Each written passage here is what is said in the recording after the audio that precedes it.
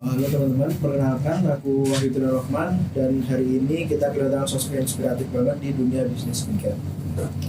Kita bakal ngobrol bareng dengan founder dari Rexon Beauty, sebuah usaha retail produk kecantikan yang terus berkembang dan punya banyak insight menarik buat kita bahas.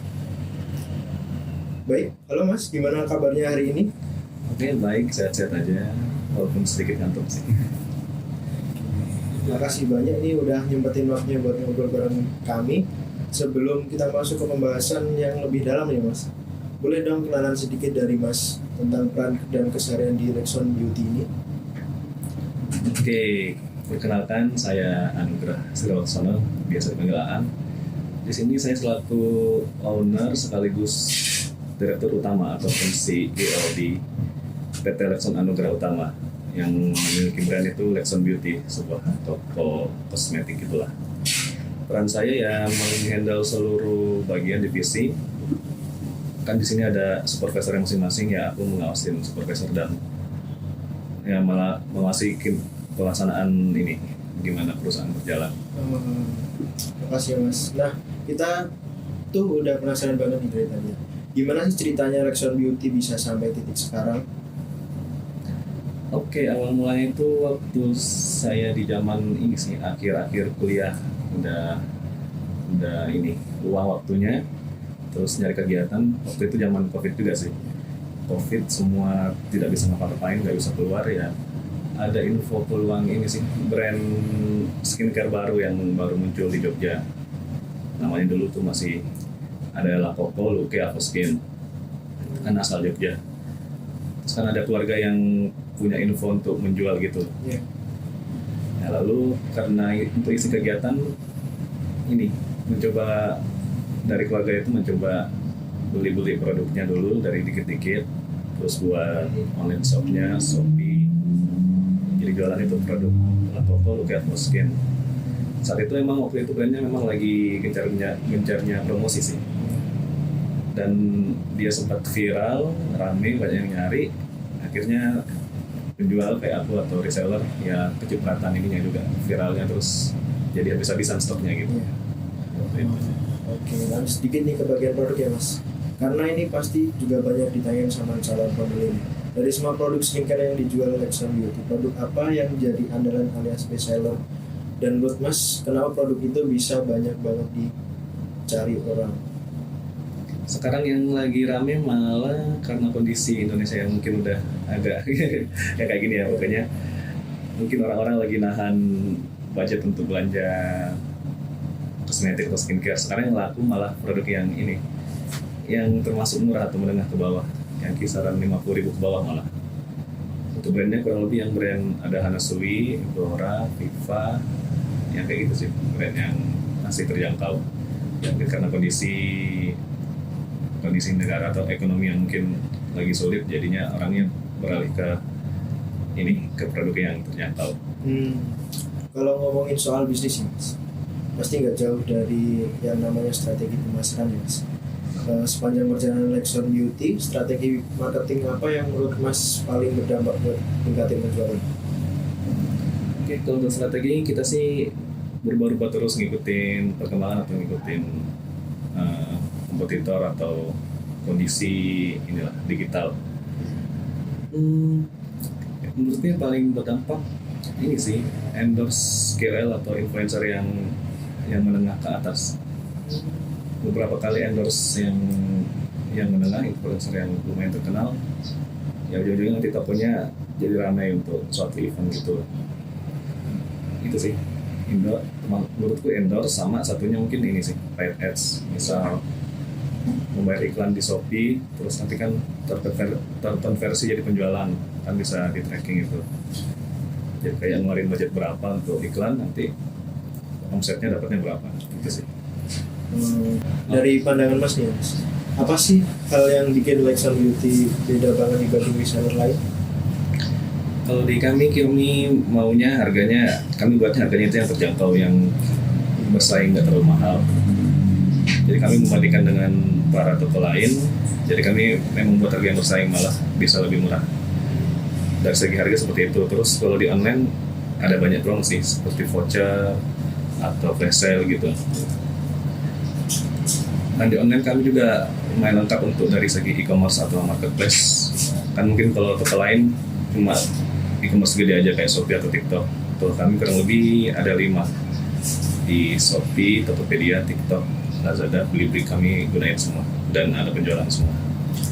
Oh gitu ya mas. Karena Lexon bukan produsen langsung ya mas. Pasti tantangan utama ada di membangun kepercayaan konsumen. Nah, gimana pendekatan yang Lexon buat menjaga kepercayaan itu tetap kuat?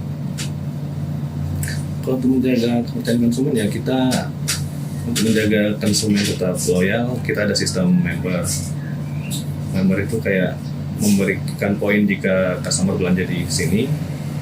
Kalau misal poinnya udah mencukupi, kita bakal ngasih reward, bisa dapat diskon, voucher atau merchandise, atau bahkan ada ini sih, voucher staycation juga ada di Lexon untuk customer yang loyal.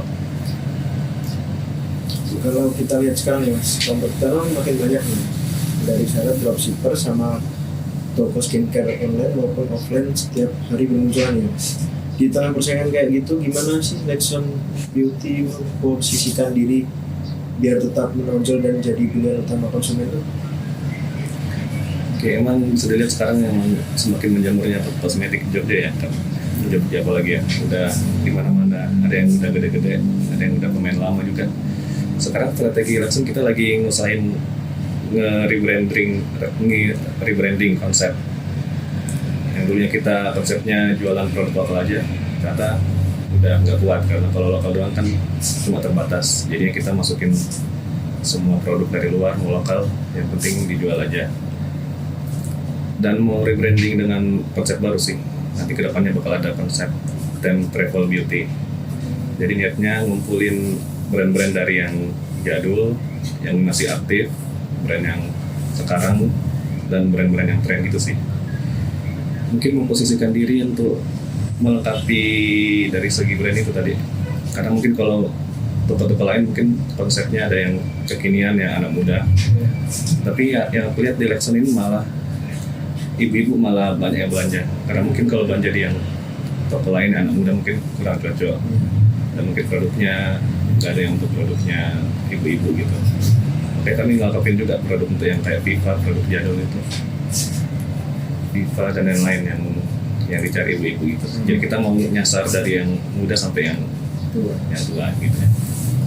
Sekarang ini kan banyak banget teknologi yang bisa bantu jualan ya mas. Misalnya tool buat atur stok otomatis, fitur live shopping di TikTok atau Instagram, atau ya yang bisa bantu bikin caption, balas chat atau get trend. Nah, di Lexon sendiri ada nggak teknologi tertentu yang paling terasa membantu? Misalnya buat promosi, ngelayanin pembeli, atau ngatur pemesanan? Sekarang yang paling membantu itu untuk kalau masalah pesanan dan stok ya ini sih ada sistem ERP, itu namanya Genie. Pokoknya ada platform yang nyatuin stok dari semua e-commerce. Kan e-commerce kita ada banyak, ada 5 sama termasuk offline store ada 6 lah. Kan kalau stoknya masing-masing satu-satu kan nanti pusing sendiri karena stok untuk Shopee beda, untuk toko beda. Jadi kita integrasikan di platform namanya Genie. Jadi kayak stoknya sinkron, di Shopee kejual, nanti stok di e-commerce lain juga berkurang kayak gitu. Terus kalau yang sekarang sih paling update ini ada kerjasama dengan pihak ketiga gitu. Dia ngajak kerjasama ini di bidang buat video AI untuk Shopee video gitu. Jadi kayak video produk dari Shopee nanti pakai teknologi AI, jadi kayak otomatis muncul desainnya atau videonya gitu. Sering terapin sih. Oke mas. Sekarang kita coba lihat ke depan nih mas. Kira-kira kemana arah Lexon Beauty selanjutnya? Kalau bicara ekspansi nih mas, lebih tertarik kemana dulu? Buka cabang di kota lain, kolaborasi dengan brand lokal, atau malah punya brand sendiri suatu saat nanti? Oke. Kalau untuk arah ke depan langsung ya niatnya kita mau bersaingnya di brand-brand kosmetik yang udah ada di Jogja. Mungkin kalau untuk jangka panjang mungkin lebih ke ekspansi ke kota-kota lain atau kota kecil yang belum banyak tokonya, toko kosmetik itu ya buka cabang di kota lain. Kalau Jogja menurutku udah terlalu padat lah dan sulit bersaingnya.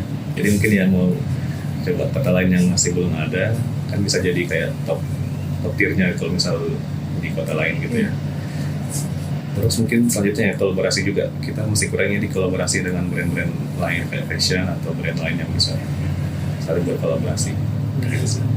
Kalau untuk buat brand sendiri, brand kecantikan sendiri kayaknya masih belum sih, masih jauh. Berasa nih Mas ngobrolnya seru banget nih dari awal sampai sekarang. Sebelum kita tutup, aku mau tanya satu hal terakhir Mas.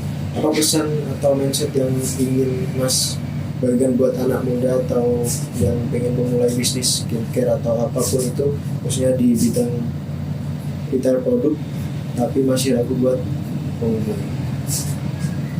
Oke.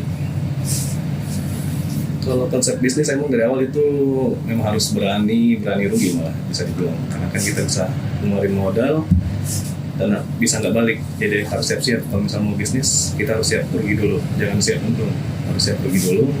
Untung itu bisa dibilang bonus atau belakangan. Dan sekarang juga untuk anak muda mungkin malah lebih gampang sih, malah dia nggak perlu modal kayak itu lagi rame afiliator. Jadi kayak cuma buatin konten tentang satu produk, nanti tautkan ke toko-toko kosmetik, misal kalau bilang kosmetik ya, misal ke toko Lexon ditautkan produknya. Nanti tinggal buat video di rumah, kalau ada yang beli dari kontennya dia kan bisa dapat komisi. Yang menurut itu modalnya kecil atau malah bisa dibilang nggak ada sih. Misal cuma pinjam produk dari teman, dikontenin, upload di TikToknya, terus ada orang yang beli kan dapat komisi, jadi kayak nggak ada budgetnya sih. Kayak gitu. Mungkin itu saja ya Mas. Terima kasih banyak untuk waktunya dan sharingnya hari ini. Banyak banget insting yang bisa kita pelajari nih Mas. Semoga menginspirasi banyak orang ya Mas. Oke.